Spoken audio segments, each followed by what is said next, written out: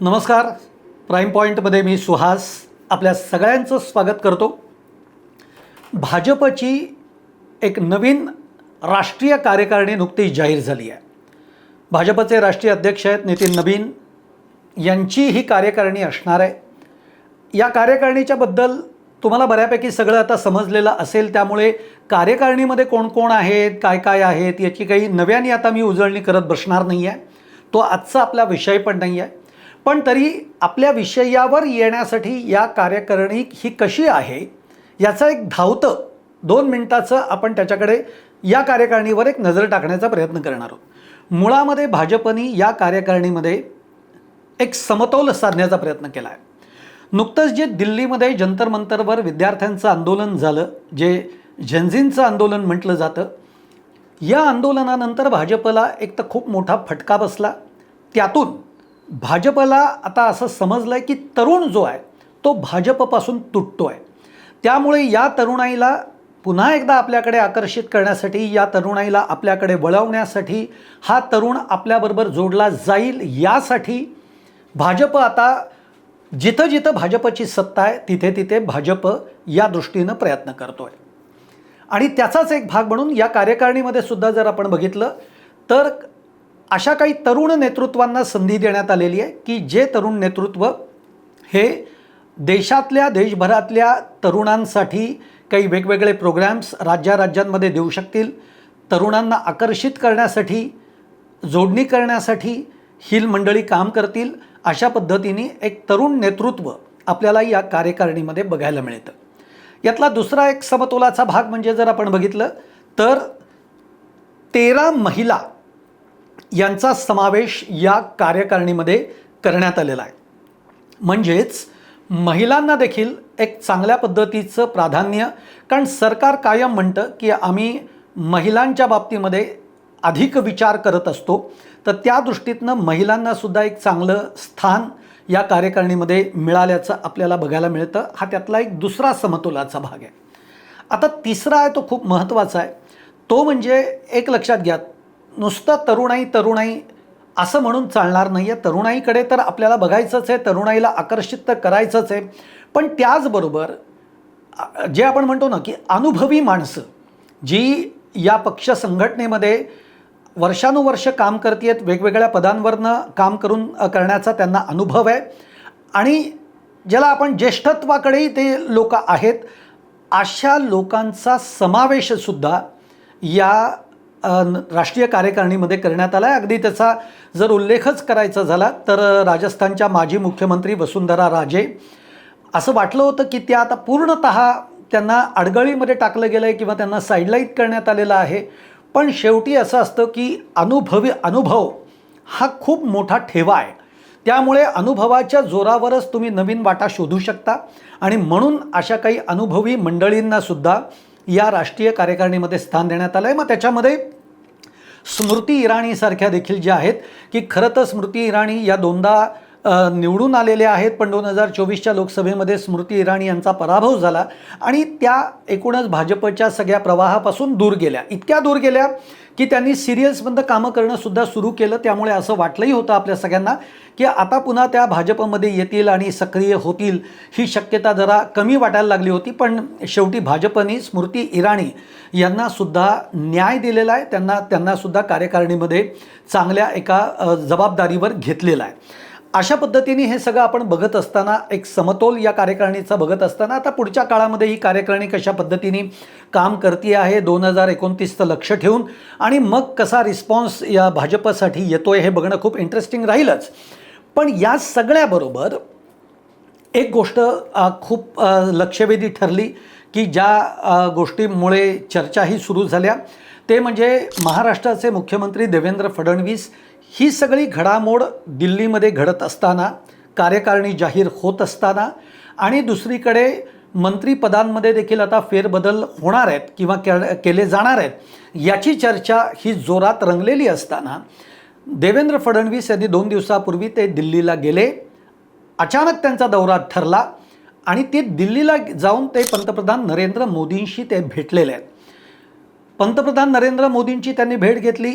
त्यानंतर त्यांनी अर्थमंत्री निर्मला सीतारमण यांची भेट घेतली. त्यानंतर माजी शिक्षण मंत्री धर्मेंद्र प्रधान यांची भेट घेतली.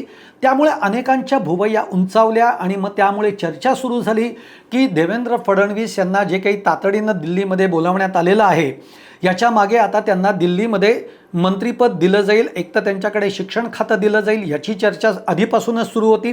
पण त्यांनी निर्मला सीतारमण यांच्याशी भेट घेतल्यामुळे मग त्यांच्याकडे अर्थ खातं दिलं जात आहे का याचीही चर्चा अनेक रंगल्या. पण देवेंद्र फडणवीसांनी या सगळ्या चर्चांना पूर्णविराम लावला.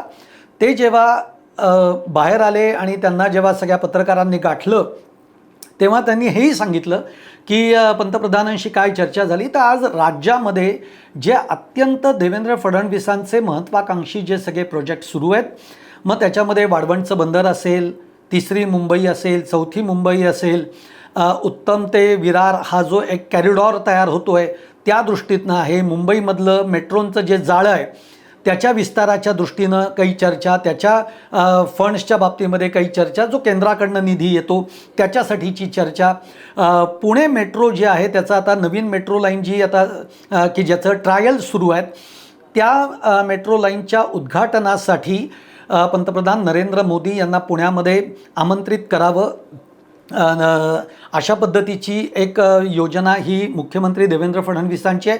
त्यामुळे पुण्याच्या उद्घाटनासाठी एक निमंत्रण देण्यासाठी म्हणून सुद्धा त्यांनी भेट घेतलेली आहे.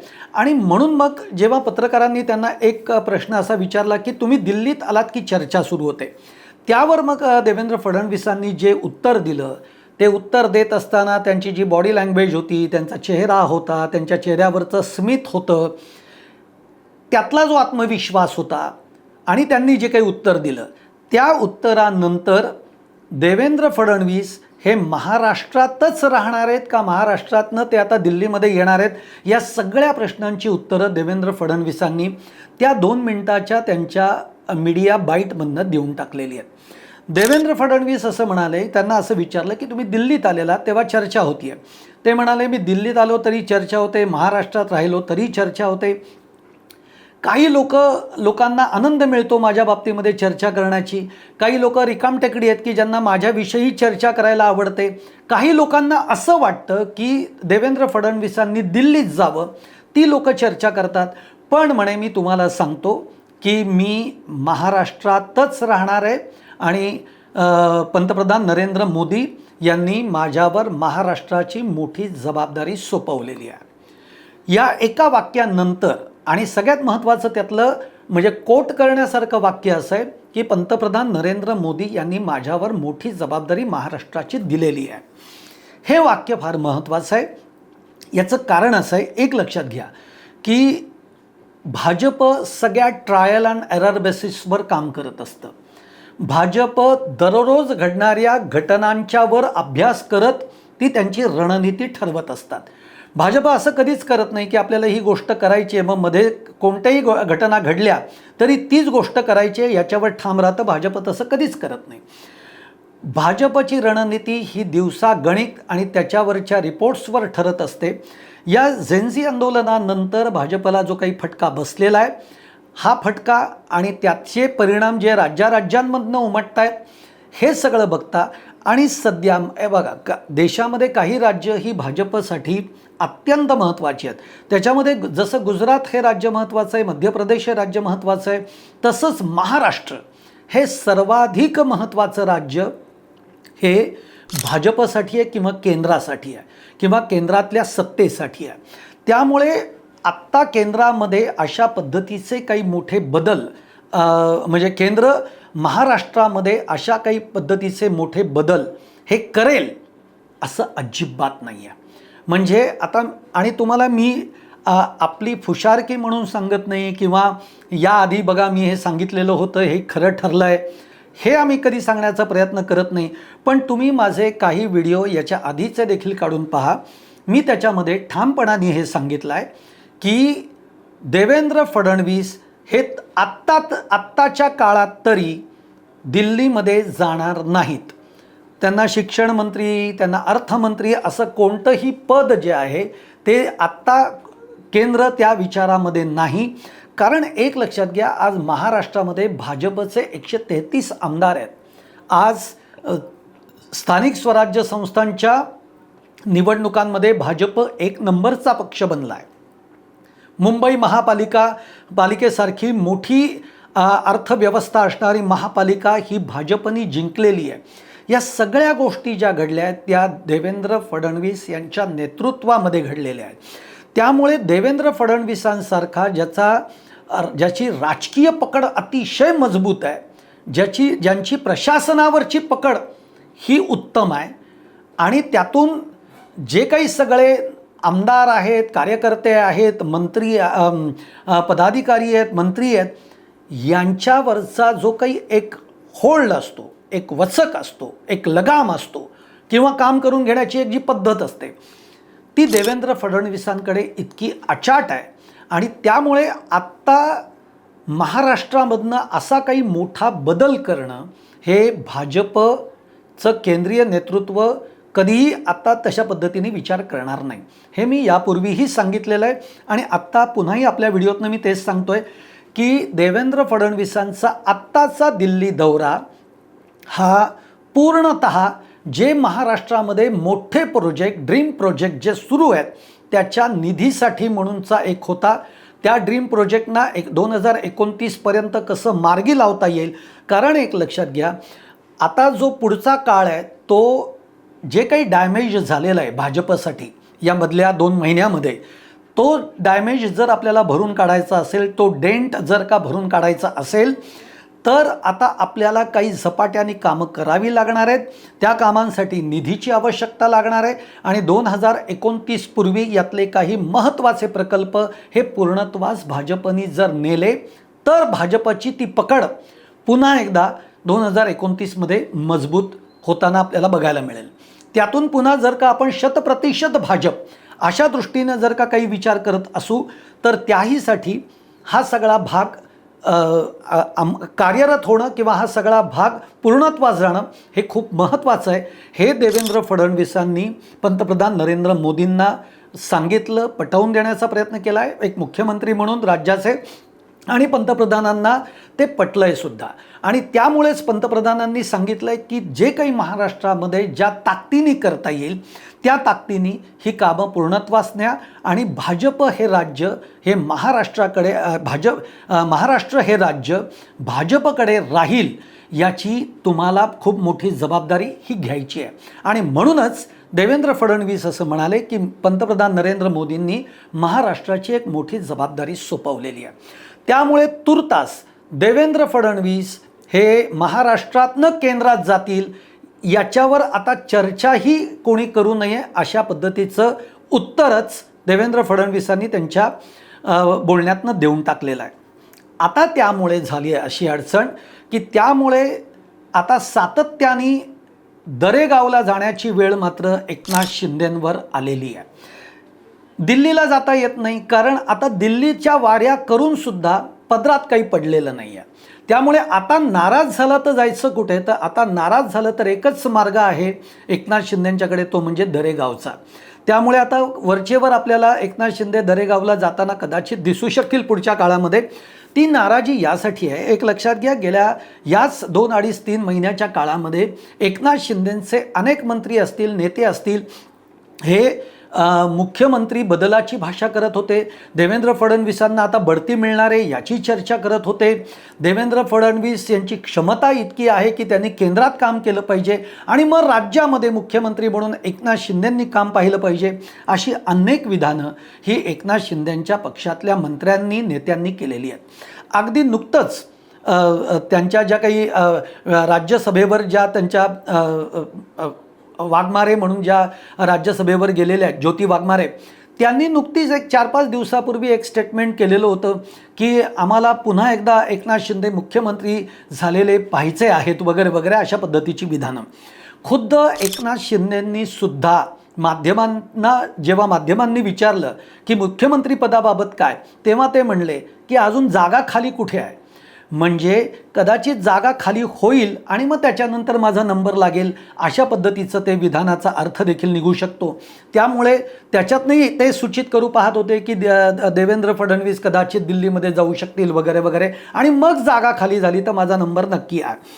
पण आता या सगळ्या चर्चांना, या सगळ्या विधानांना, या सगळ्या कल्पनाविलासांना मुख्यमंत्र्यांनी आता फुल स्टॉप दिलेला आहे आणि मुख्यमंत्र्यांपेक्षाही आता केंद्राने देवेंद्र फडणवीस हे आता महाराष्ट्रातनं इतक्यात हलत नाहीत हे जवळपास सांगून टाकलेलं आहे मुख्यमंत्र्यांच्या या विधानावरनं आपल्या लक्षात येतं. आता त्यामुळे आता इकडे आपण जर का राज्यामधला सगळा विचार केला तर राज्यामध्ये भाजप आणि शिंदेंची शिवसेना यांच्यामध्ये सातत्याने कुरबुरी वाढताना आपल्याला बघायला मिळत आहेत. आणि आता त्यातून सगळ्यात मोठी गंमत अशी झालेली आहे की सध्या मुख्यमंत्र्यांच्याकडे जे अधिकार असतात त्या अधिकारांवर मधल्या काळामध्ये एक प्रश्नचिन्ह निर्माण झालेलं होतं. ते म्हणजे 2022मध्ये जेव्हा एकनाथ शिंदे मुख्यमंत्री झाले आणि तेव्हा चंद्रपूर जिल्हा बँकेच्या काही पदांच्या बाबतीमध्ये काही निर्णय हे एकनाथ शिंदेंनी घेतले आणि त्या निर्णयावर मग कोणीतरी याचिका दाखल केली की अशा पद्धतीने मुख्यमंत्री हस्तक्षेप करू शकतात का.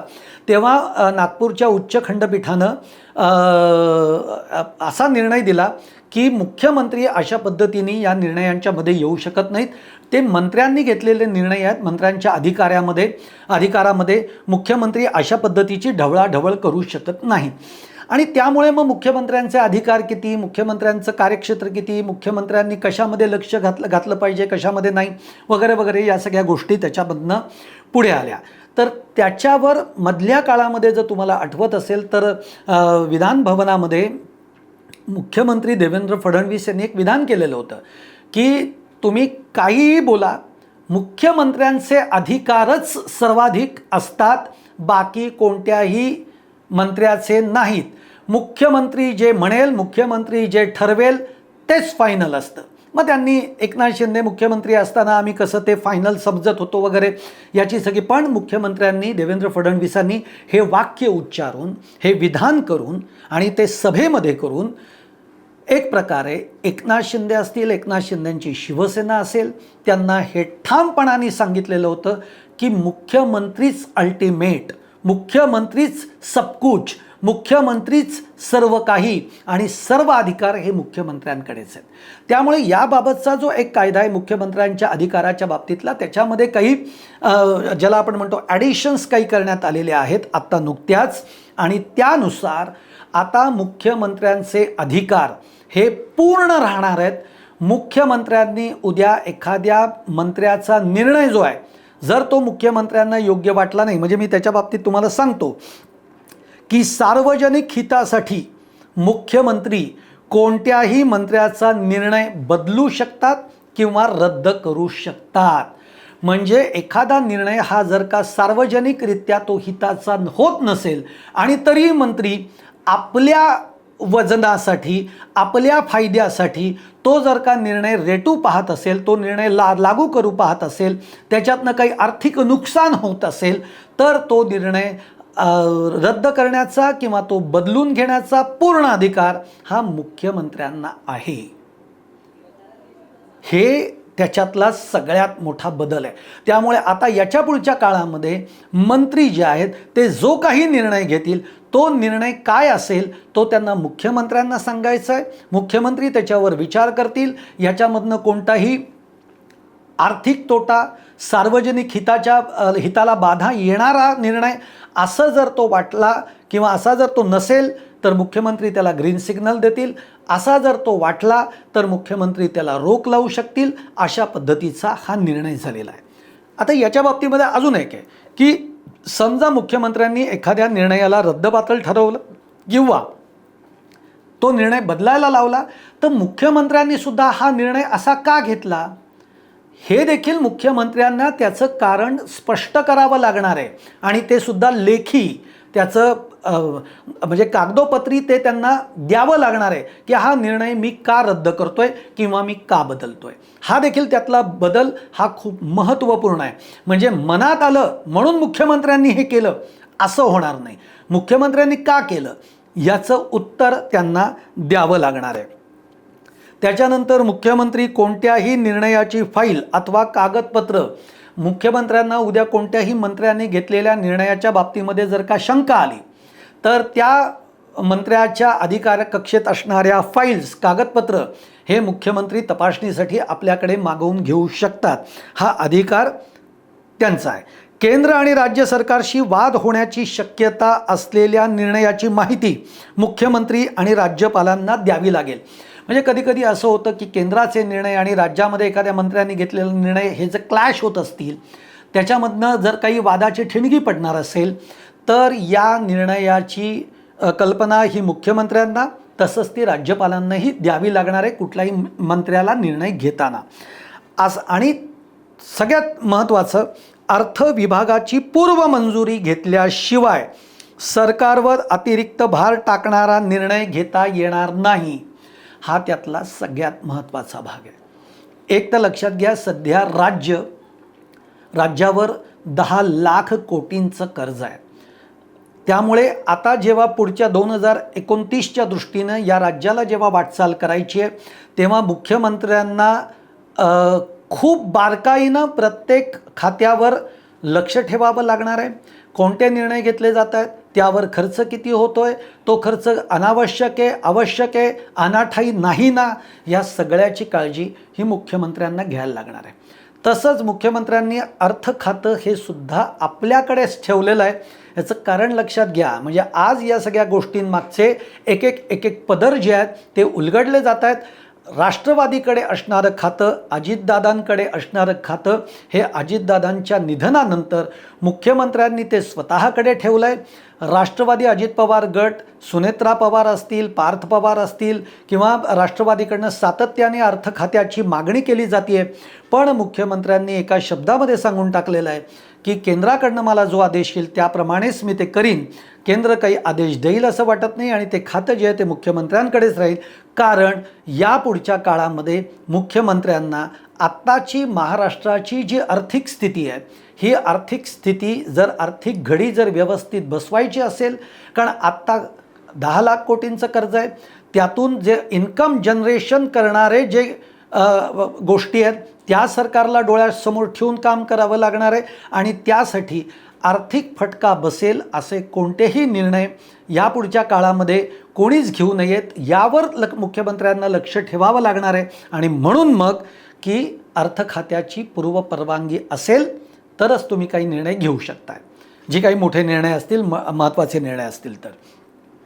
आता या सगळ्यामुळे सगळ्यात मोठी अडचण कोणाची झाली आहे तर एकनाथ शिंदेंच्या शिवसेनेच्या मंत्र्यांची.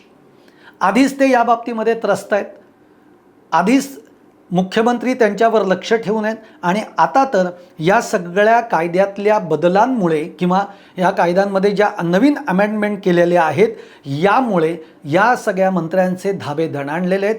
यापुढच्या काळामध्ये आपल्याला मनमानी कारभार हा करता येणार नाही हे मुख्यमंत्र्यांनी सांगितलेलं आहे. कारण एकनाथ शिंदेंच्या शिवसेनेच्या बाबतीमध्ये हे असं बोललं गेलं आहे की जेव्हा एकनाथ शिंदे हे मुख्यमंत्री होते तेव्हा कायदा नियम हे धुडकावून लावत किंवा त्याची फार फिकीर न करत एकनाथ शिंदे निर्णय घेत होते आणि त्यामुळे मग राज्याचा आर्थिक बोजासुद्धा त्या काळामध्ये वाढलेला होता. आता जर का ही घडी आपल्याला नीट बसवायची असेल तर मात्र आपल्याला निर्णय डोळ्यात तेल घालून घ्यावे लागणार आहेत. कारण आता या पुढच्या काळामध्ये तरुणसुद्धा आहे की जो तरुण तुमचे कोणतेही निर्णय चुकले तर आपल्याकडे शैक्षणिकदृष्ट्या काही झालं किंवा काही निर्णय तुम्ही चुकीचे घेतले तर आज उठाव होऊ शकतो, त्याचे फटके बसू शकतात. हे येणाऱ्या काळामध्ये टाळता यावेत यासाठी आता मुख्यमंत्र्यांनी हे सगळे अधिकार त्यांच्याकडे आलेले आहेत. आता याचा सगळ्यात मोठा फटका जो आहे तो अर्थातच एकनाथ शिंदेंच्या शिवसेनेला, तो राष्ट्रवादीला किती बसेल तो वेगळा विषय आहे. पण एकनाथ शिंदेंचे मंत्री आणि एकनाथ शिंदे याच्यातनं मात्र निश्चित जो मेसेज घ्यायचा आहे तो ते घेतील. आणि एकनाथ शिंदे आता नाराज झाले तर दिल्लीपेक्षा ते दरेगावला पळतील, हेच त्यातनं आपल्याला बघायला मिळतं आहे. तुम्हाला माझा हा व्हिडिओ आवडला असेल तर नक्की लाईक करा, शेअर करा आणि चॅनल सबस्क्राईब करायला विसरू नका. तुमच्या देखील कमेंट या कमेंट बॉक्समध्ये जरूर टाका. धन्यवाद.